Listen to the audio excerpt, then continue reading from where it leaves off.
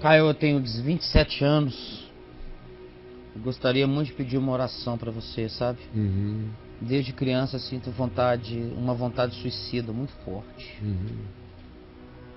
Que eu me lembre, com 7 anos, eu vi uma piscina e já pensava em afogamento. Uhum. Uma faca, pensava em cortar os pulsos. Isso ainda é criança. Depois, se eu penso em uma arma, eu imagino dando um tiro. Vejo um prédio, Ele já escreveu quero me isso, jogar. né? Ele já escreveu antes. Então, enquanto você Escreveu lê, antes?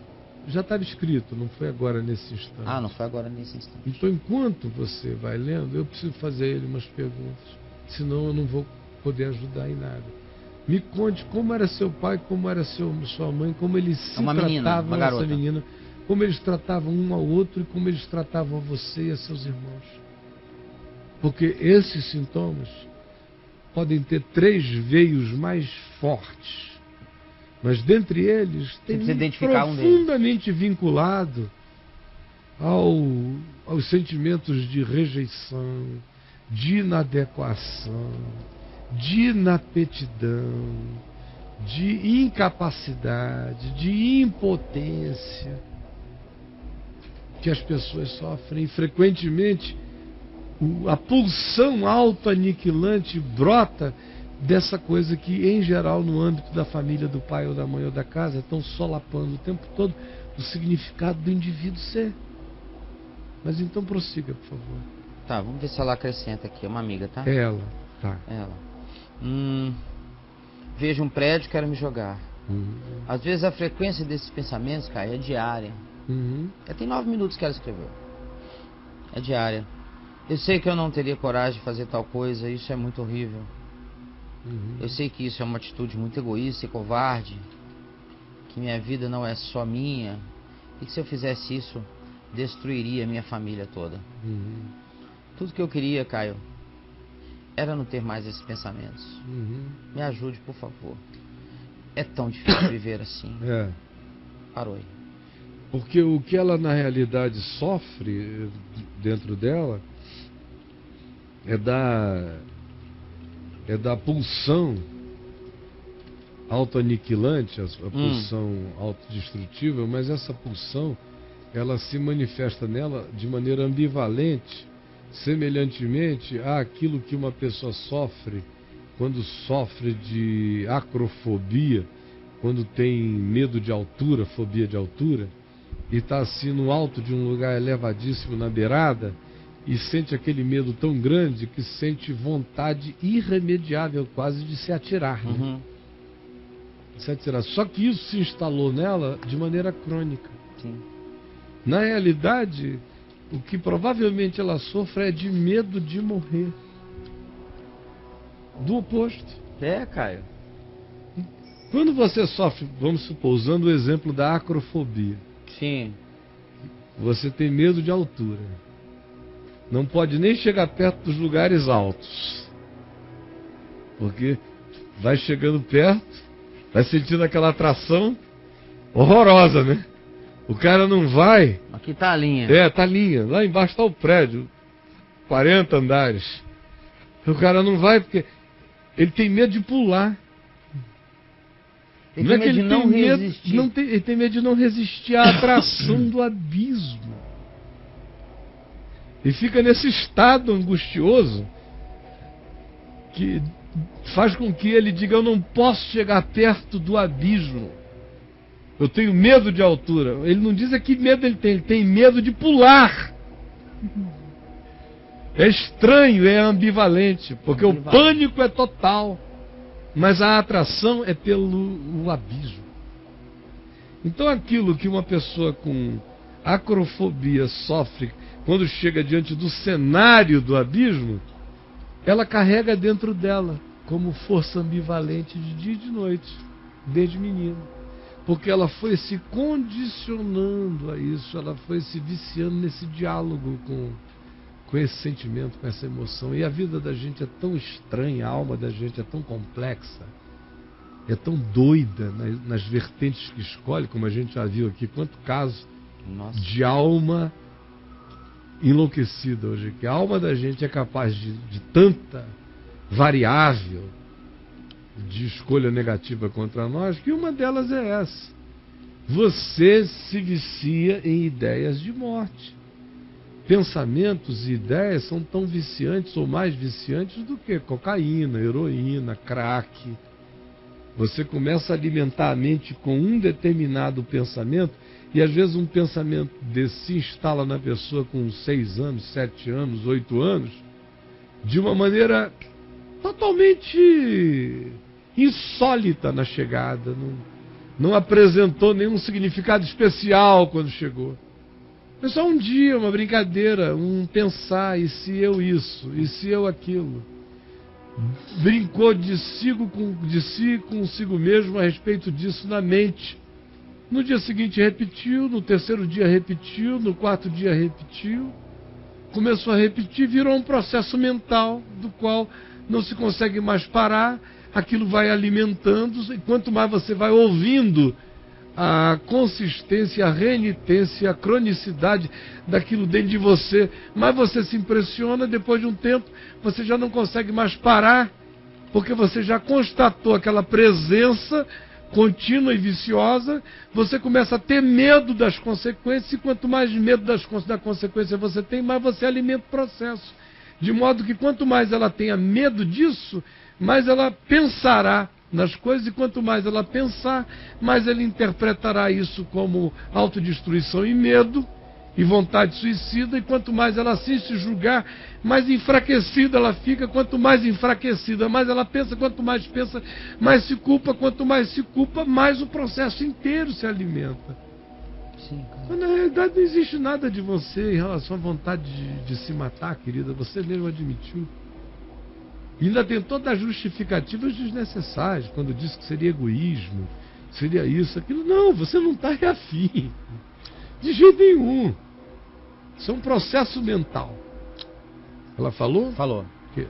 Meu pai e minha mãe sempre se deram muito bem e se amavam, sabe, Caio? Uhum. Minha mãe morreu há 2 anos. Uhum. Mas quando eu era criança, sempre apanhei de minha mãe. Me lembro de ter ido dormir muitas vezes chorando com raiva. E apanhava sempre por motivos banais. Uhum. Se quando criança ia ao banheiro e sujava a calcinha, já era um motivo para eu apanhar, entende? Para aí. Não justifica Não necessariamente nada. o ocorrido, e não precisaria, porque eu só queria saber se tinha havido esse elemento. Se esse elemento não foi de nenhuma brutalização na vida dela, não interessa. Eu encontro pessoas sofrendo da mesma coisa que não foram brutalizadas na infância. Porque a alma tem a prerrogativa da autodepreciação voluntária. A alma tem a prerrogativa das introjeções de conveniência. O que são introjeções de conveniência? É quando a pessoa às vezes começa a introjetar um determinado pensamento, porque numa certa estação da vida dela, aquele pensar, aquele sentir e aquele lidar com ela mesma, naquela coisa dizendo: será que eu me mato? Será que eu não me mato? Será que eu me enveneno? Será que eu não me enveneno? Tinha a ver com uma raiva pessoal que ela estava sentindo de si à época, de um tratamento que ela achou que merecia receber diferente e não recebeu, de atenções que ela achou que deveria ter e não teve, ou de interpretações que podem ser no âmbito da família ou da escola, dos relacionamentos, das amizades, que às vezes chegam da parte de 1, de 2 ou de 3 em relação a nós, mas que nos traumatizam e deixam a gente iniciando um processo de pensamento que, como eu disse, basta você alimentar uma semana, a coisa ganha às vezes uma intensidade enorme na mente. E fica te perseguindo como um karma, e nasceu de um nada. E que tem que ser quebrado pela voluntariedade das decisões. Não pode ficar nem impressionada, nem preocupada, nem achando que é suicida, porque tudo que ela não é suicida. Não pode chamar isso de espírito de suicídio, porque ela chama o diabo para o cenário. Quando ela leva o diabo para essa cena aí piora a cena. Aí atrapalha. Aí piora muito mais a cena. O que na realidade ela tem é um vício mórbido no pensamento. Ela botou o pensamento numa cadeia mórbida de interpretação das coisas letais contra ela. Mas assim como isso foi entrando nela, isso vai sair dela. Eu aconselharia a ela várias coisas. 3 coisas. Número 1, a última é para a gente fazer aqui agora.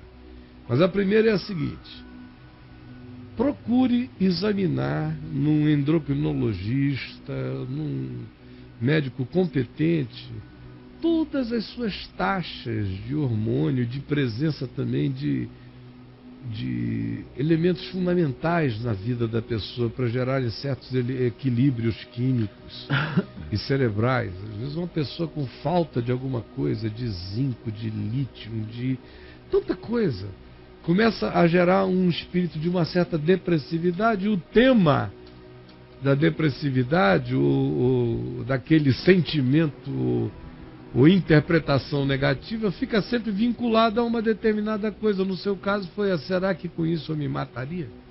Pode ser apenas um sintoma de algo assim, como também pode se manifestar como um vício sutil que foi crescendo em você a partir de uma dada semana de licenciosidade mórbida nos seus pensamentos, e isso criou um carrossel contínuo.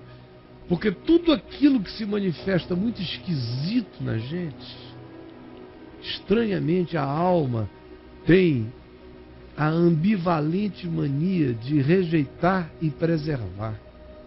De modo que o coração diz isso é mal, ao mesmo tempo em que estranhamente adota aquilo para si. E não precisa ter havido nada espetaculoso para algo assim nos penetrar.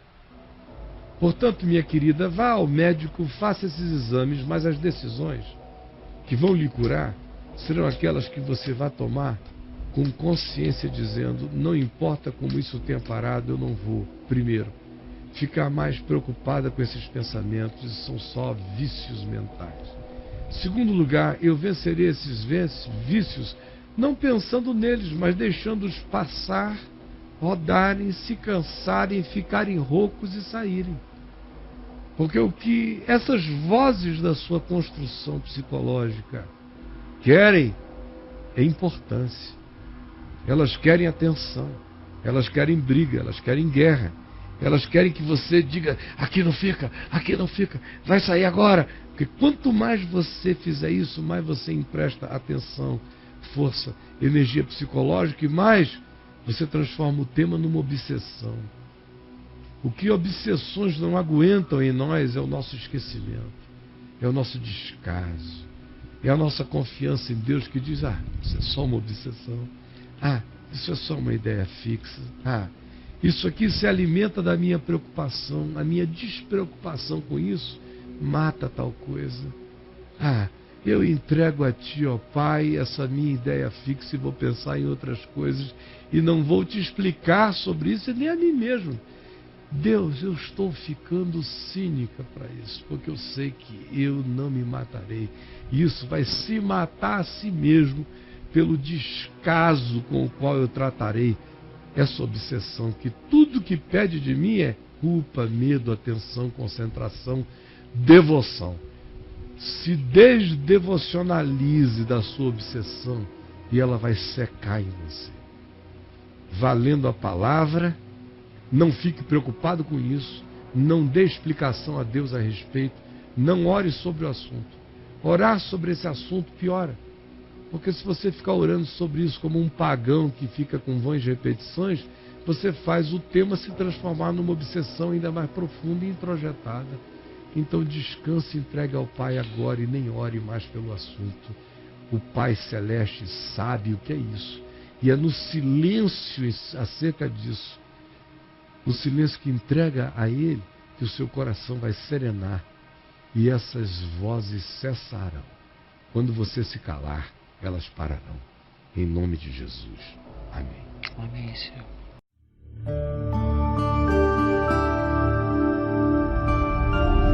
Vem IVTV. O canal é você.